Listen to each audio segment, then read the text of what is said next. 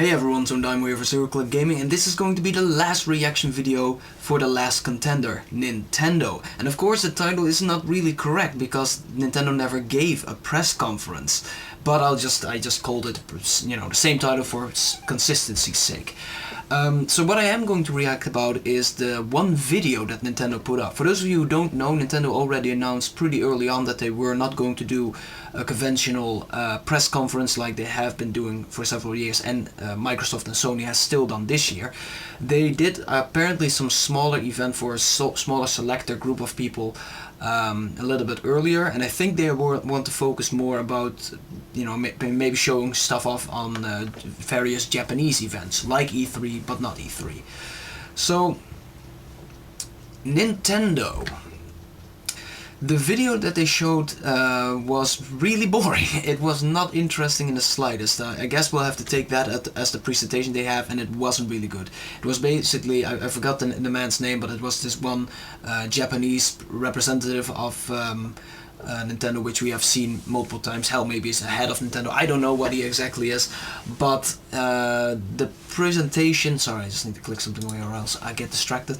The presentation was just him talking into the camera and going, we also have this new game, please take a look. And then we saw a video of the game. We also, and then he talks a bit about the game needs a little bit more work, so that will be released later this year. Now we have a new game of this developer, please take a look. And that was pretty much the whole video, him just talking into the camera, being cut in with various game footages of the new games that they have. Also worth noting is that while Nintendo did not do a real big public press conference, they did in fact have presence on the E3 in a physical form. They had a booth where people could play the new games and test some stuff out. So Nintendo is a bit of a annoyance for me in the fact that I love Nintendo. I'm a fan of Nintendo. I've grown up with Nintendo. I have actually several old NESs lying around here, the old Nintendo Entertainment System, with a bunch of games for it as well. The Nintendo has gone a bit weird since the Wii, I would say. The GameCube was a console was a great console. It didn't sell. Eventually, it didn't sell as well, which is very sad because I love the GameCube. It's a great console. And with that console they had a terrific game lineup. They had a lot of sequels, but they also managed to were willing to take a lot of risks with games, and those risks did pay off in a lot of ways. In principle, Super Mario Sunshine is a new Super Mario game, but it's quite different with the new set, with the setting it was in, and Flood, that water compartment thing. The Wind Waker, risk-taking because of the art style, which not resonated with everyone. I love it. I think The Wind Waker is an absolutely borderline perfect game. That's great. But yeah, not for everyone. Metroid Prime, of course, also completely new direction with that, and that paid off. Star Fox Adventures, again, also completely different from what it was, and semi-paid off. A lot of people liked the game. Again, a lot of people also didn't quite like the change of the type of game it was, but that's the risk. Pikmin, again, a very experimental game. Then the Wii came out, which was, as a console, a very experimental console. A complete new way of interfacing with your game, controlling it with the Wiimote, which later on really Microsoft and Sony copied and tried to copy. And the Wii sold really well, but unfortunately Nintendo's creativity and Nintendo's own input pretty much stopped at designing the actual console, because really there was not enough. I think with the Wii it has a lot of good games, but really the support of Nintendo has been slightly lackluster, and with the Wii U it's kind of the same deal. The Wii U was launched and really there were no games what people want, which makes its launch a bit stupid.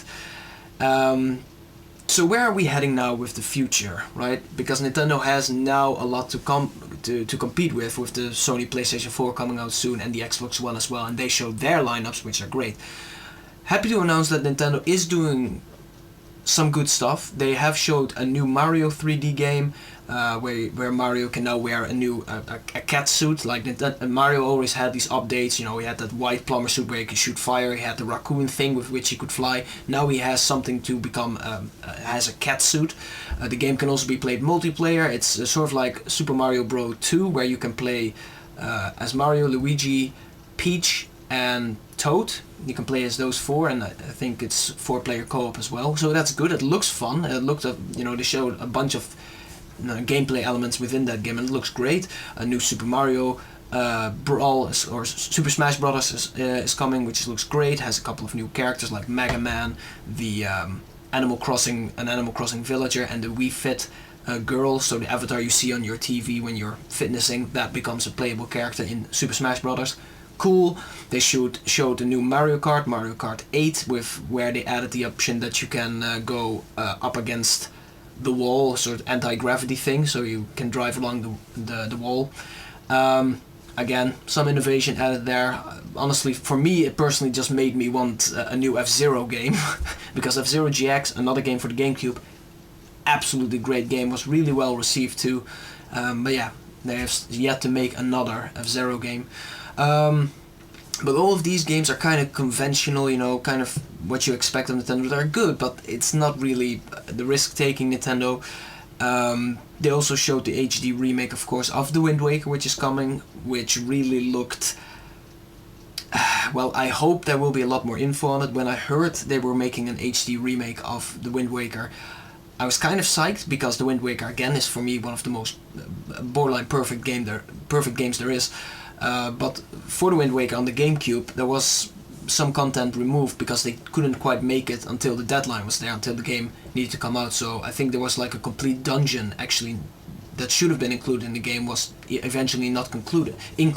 I hope that for this HD remake they include that lost content, although nothing has been said about it. In fact, the only thing that has been said about it is the 1080p resolution. And the fact that you can now apparently do a sort of like a message in a bottle thing. You can put a message in a bottle in the game, you can write something on that message, so you can write the message, and you can also include a picture which you can take in game, put it in a bottle, throw it in the water, and then another player via online connections and I guess randomized, that bottle can float on his island, and you can pick it up and see whatever message he wrote, which of course can create a lot of hilarious stuff. I'm looking forward to that, but not much about this lost content being added in. I just hope they will. But anyway, so the Wind Waker is also not revolutionary. From Nintendo's self, there is very little risk-taking revolutionary stuff coming out, unfortunately. However, we did see some other stuff. Bayonetta 2 looks cool.